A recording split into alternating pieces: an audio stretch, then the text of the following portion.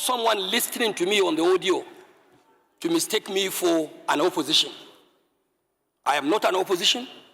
I am a member of the APC, ruling APC in Nigeria. I am also a member, by extension, of the government of the Federal Republic of Nigeria. A member of this great parliament also, which has the APC as a dominant factor.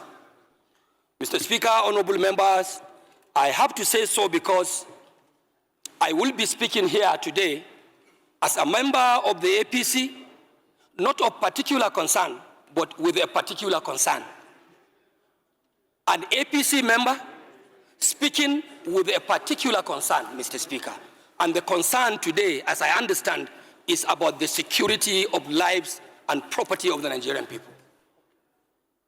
Mr. Speaker, I have heard briefs and submissions by the relevant committee chairman here about the situation of Nigeria's security architecture. Good, Mr. Speaker. I am not out to say no to their submissions. Of course, that is what they have to report to this House. But when you are speaking, Mr. Speaker, from the point of view of Nigerian people, one must be prepared to call a spade a spade. Mr. Speaker, I am therefore prepared to say that no matter what the government does, my government, led by Bola Ahmed Tinubu, the APC government, my party, and despite all the submissions of the efforts of all security agencies that were meant here through their respective chairmen, I want to say that yes, the government is doing its best. The security agencies are doing their best. But I want to say with every sense of responsibility and without any fear of equivocation that their best is not good enough. It is not good enough because the security situation in Nigeria today, Mr. Speaker, it is horrific. Mr. Speaker, our security situation is tragic. Mr. Speaker, the security situation, especially in the north where I come from, is devastating. Mr. Speaker, our situation in Nigeria today in the area of security is unspeakable.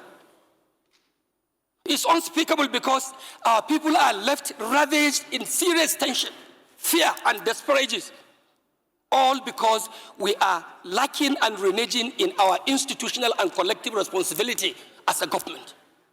Mr. Speaker, the fact remains the same, and like every one of you here would say, that the responsibility of every democratic or elected government, even military governments, Mr. Speaker, fundamental responsibility of government is the security of lives and property of its own people.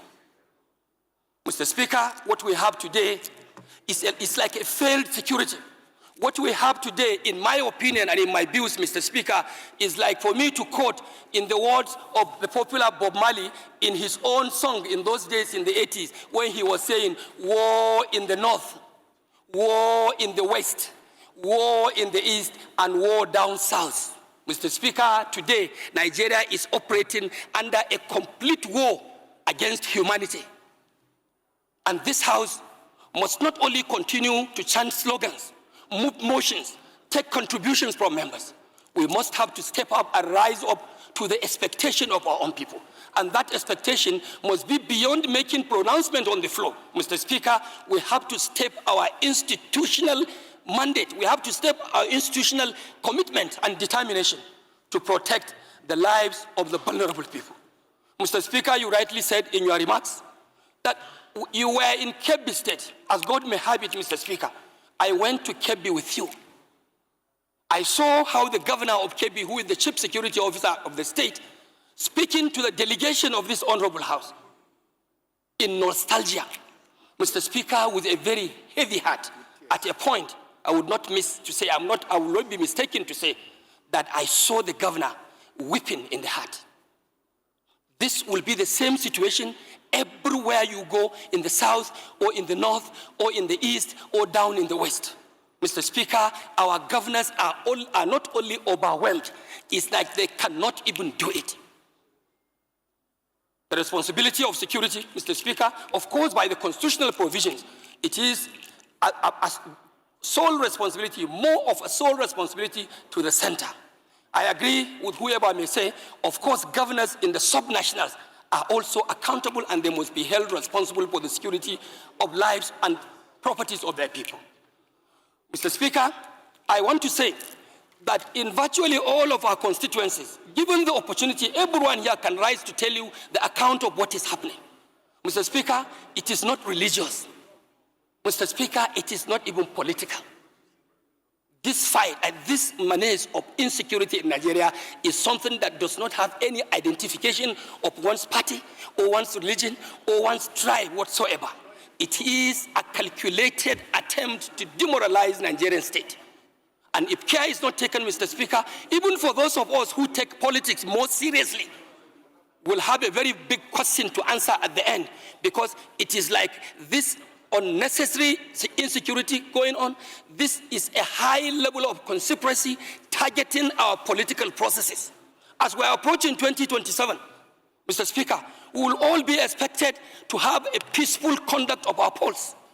How do you have that if our communities, local communities, are plunged into crisis, into banditry, into kidnappings in the churches, in the mosque, even down in the oil-producing area, which is our economic live wire? Production of oil, crude oil, is being unfortunately undermined by militia groups. So it is like a collective thing that we must put our hands on deck and call whoever is responsible, sir, to order. Order, order, and order. And this House must not take for granted that we are not part of the government. If the government is wanting, this institution of the legislature is a component of the government itself. We have to look inward to ourselves and see what more of oversight functions, like some members have said, are we going to make? Are we going to provide? Mr. Speaker, we can even declare legislative emergency. Close the House, shut it up. Who are you legislating for? What laws are you making when the country is running in blood? The country is running in blood and tears. You cannot go, the farmers cannot go to farm. Our traders cannot go to market. Worshippers cannot go to mosque, cannot go to churches. Then what are you legislating here? Mr. Speaker, if the government is not prepared to actually do the right thing that will protect the lives and property of our people, I urge on you, I urge on this honorable House, as a House of the people of Nigeria, to stand up to pay the supreme cost. And that is no more than to shut this House down and to call emergency on any legislative issue and wait until the right thing is taken by the government of the day. Mr. Speaker, I also want to believe we are equally responsible.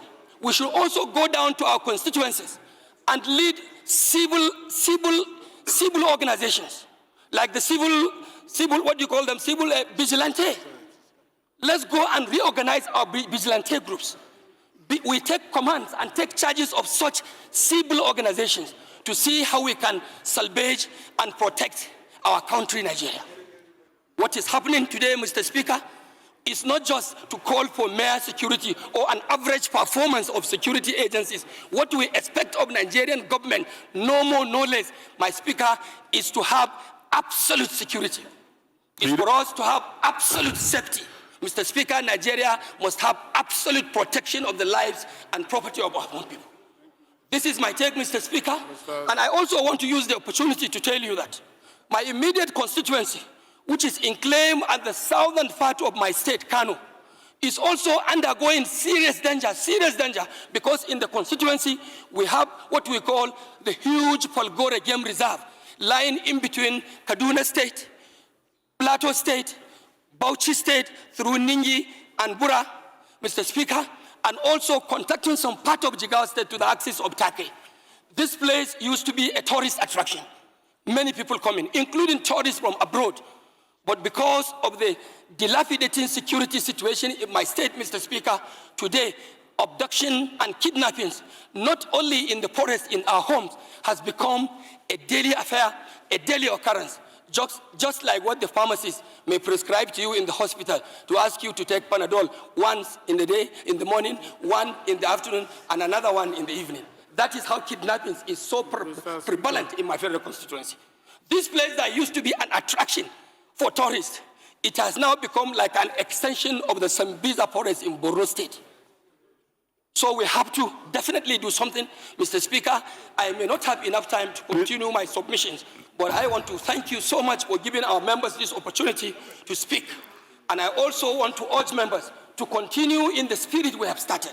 I have not seen anybody here speaking as a southern member of the House of Reps. I have not seen anyone here speaking as a northern member of the House of Reps.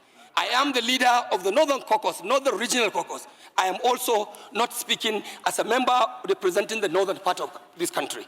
The security challenges that we are facing is a colossal one, it's a collective one that has to do with the Nigerian nation. And we must step up to that expectation and deal with this matter once and for all. Mr. Speaker, I want to thank you, and I want to thank honorable members for listening to me. And I also want to further tell you that I have not lost my hope in the renewed hope agenda. I'm still a proud member of the APC. No, we can see it from your cap. We know you are a strong believer. Mr. Speaker.